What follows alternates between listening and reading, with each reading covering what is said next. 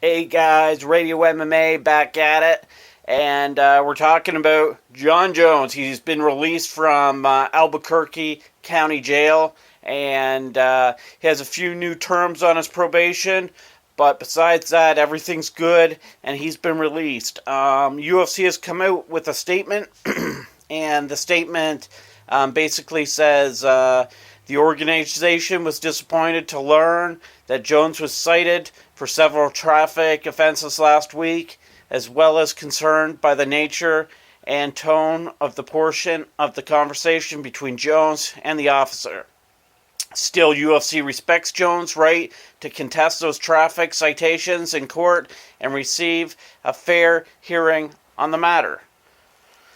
Jones' scheduled bout on April 23rd will proceed as planned. However, Jones understands that the UFC expects him to fully cooperate with the terms of his probation as set forth by Judge Martinez. And then just recently, Dana White was talking to TMZ. They must have caught up with them. This is courtesy of MMA Fighting. And Dana's just talking about, an average person. Let's see here.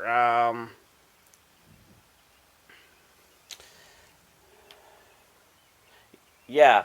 Dana says, when I get pulled over by the police, I'm the most polite human being you ever met in your life, White said.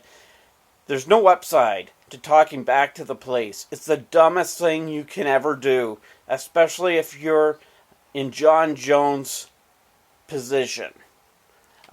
Taking a little shot at his former champion there, but it's true. By him calling the cop a liar and a pig, what did it really accomplish? It didn't really accomplish a whole hell of a lot for Jon Jones. Yeah, and they go on to ask Dana in this video about Jon Jones, and he says, I haven't spoken to Jon Jones during the whole situation. He's been a little tied up. Well played, Dana White. Well played. So there you go with that. And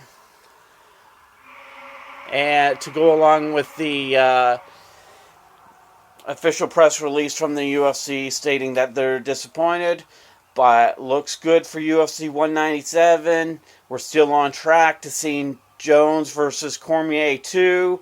I don't really think this whole thing's going to affect Jon Jones that much at the end of the day.